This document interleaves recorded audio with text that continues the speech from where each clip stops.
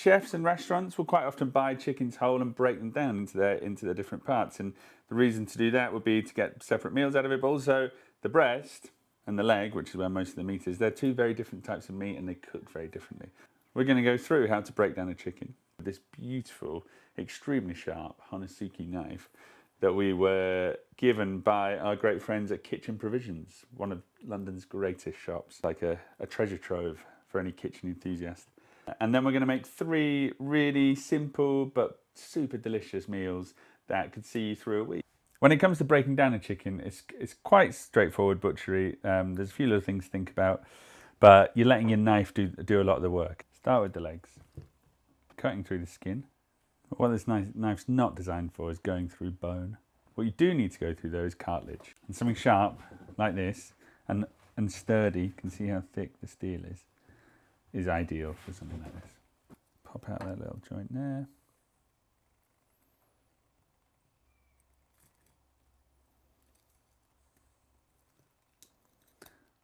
Just get under there. Just get the oyster as well.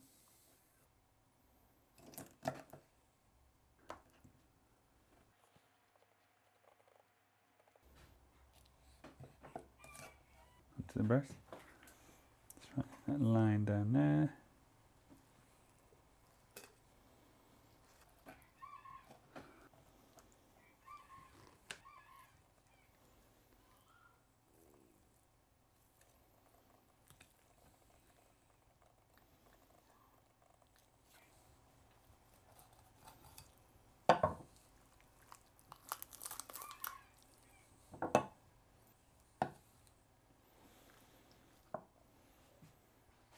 So the next thing on our agenda in this journey through the chicken is stock. So we're going to take all the bits. You've got your thigh bones, little ankle bones, anklets, carcass, undercarriage, other bits. With this stock, we're also going to put in the drumsticks. It's going to help enrich our stock, but we're also going to get the meat off it later for our broth. The other bits of the wing, going to save them for our sauce later. And what we're making here is a white chicken stock. So 2 different types of chicken stock in like classical European cooking. If you roast these bones up before you put the water in and before you bring them to the simmer, then you're making a brown chicken stock. And we cover the bones with water. My top tip here is don't overfill, just enough water to cover the bones. Otherwise you end up with a stock which is too diluted and doesn't have that depth and that body. The gelatin that naturally comes out of these bones is not only going to give your dishes flavour, but it's going to give them body.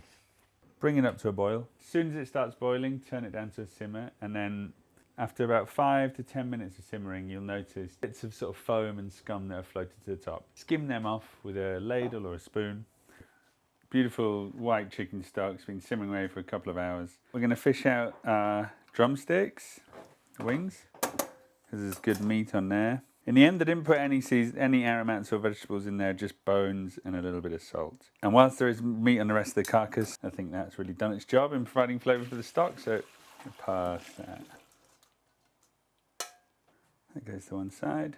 Oh, it's a fried chicken sandwich. To accompany it, we're going to make a saffron aioli. 2 egg yolks, a bit of vinegar in here. There's saffron. Going to grate our garlic. And season it with salt, a bit of lemon juice, Dijon mustard. We're going to whisk it by hand. Steady drizzle of oil. Bit of veg oil too. There you have it. Hand whisked saffron aioli. Now look, it's clear that that's too much for just a burger for lunch. But it's a great thing to have in the fridge. That'll keep for at least a week. And can go on any number of things.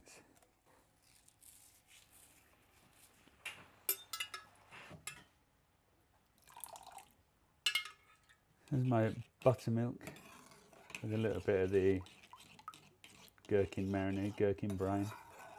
They're going into our seasoned flour.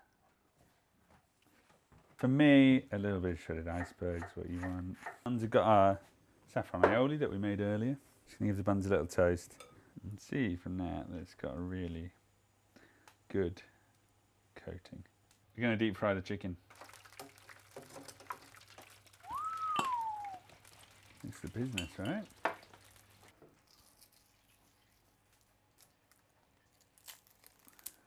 Now we're going to assemble. this lovely thick saffron aioli we made earlier. Iceberg. Fried chuck.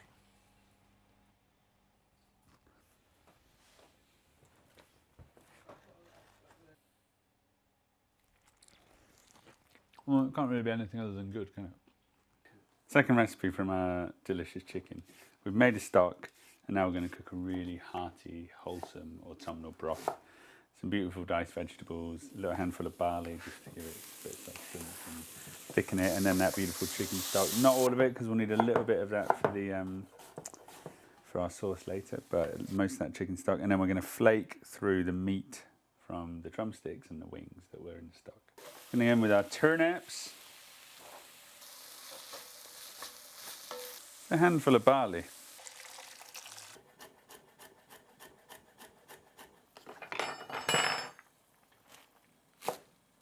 It is one of the best cabbages. Yeah. It's the second meal of our triumvirate, our chicken triumvirate. Look how wholesome that is. Look at it.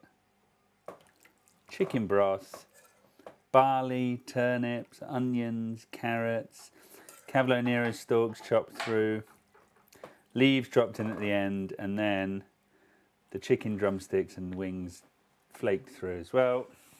You eat a bowl of this a week through the winter. You ain't gonna get no colds, I don't reckon. Don't, disclaimer, I'm not a doctor, so you might still get a cold, but it's just so good. And on that note, on that triumphant note, we move on to recipe number 3, which is this. It's the end. It's the celebratory end. The bang, the firework. Quite a classic little arrangement. Beautifully cooked chicken breast, lovely crispy golden skin, silky mashed potato, and a sort of mustardy, creamy sauce. We've got the breasts, kept these little wing bits. Those are going to help to enrich our sauce, and then we're going to use a little bit of that leftover stock. First things first, get your spuds on, mashed potatoes, bring those up to a boil, reduce to a sort of rolling, gentle simmer, and cook for sort of 25 to 30 minutes, or until the potatoes are nice and tender. We are going to start with our sauce, a little bit of oil. So we're going to use these little winglet bits, a couple of shallots. That's all nicely coloured. A couple of George's dried stacks. The tarragon stalks in here are going to give it a lovely, lovely flavour. The onions are softened and got a bit of colour. We're going to deglaze that with some white wine. Let's bring that wine down. You can, at this point, you can read that aroma of that tarragon is coming off in a beautiful way. In with some of this lovely chicken stock that we made.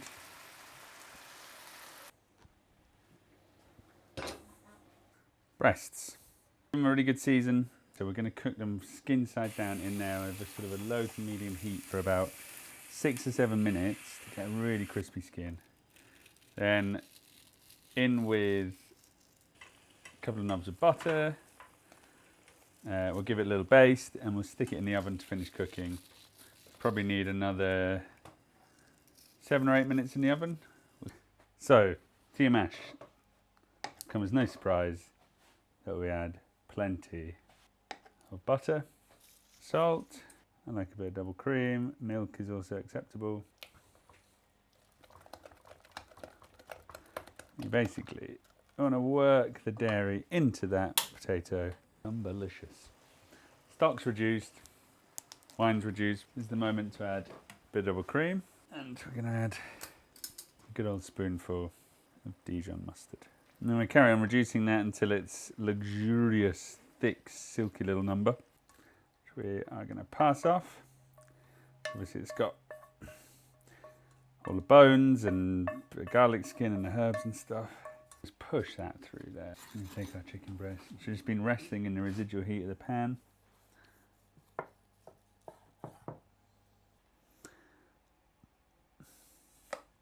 Bit of mash. Breast. Look how juicy that is. And deep, rich, creamy tarragon mustard sauce. Sauce it to high heaven. Look at that. Beautiful. Chicken, mashed potato, tarragon, cream, mustard. My God.